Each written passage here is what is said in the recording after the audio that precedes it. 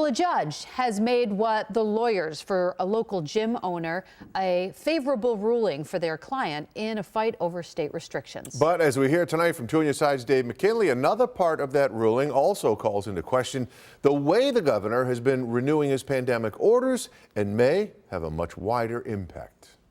It is a little complicated, but the first thing in understanding this ruling is to understand the difference between a suspension and a directive.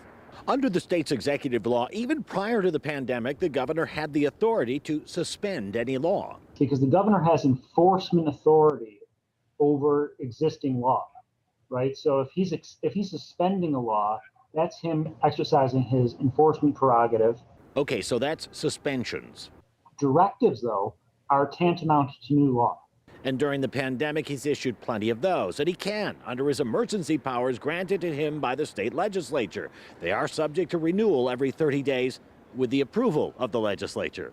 But instead of sending a bill to the legislature to do so, he decided to exceed the authority that was provided to him by statute and just extend them on his own. So the judge ruled that any directive renewed this way has expired. Aldinger represented Orchard Park gym owner Robbie De Niro, who went to court in November. So what does it mean practically for your client at this point on this day, that he can reopen his gym with no restrictions?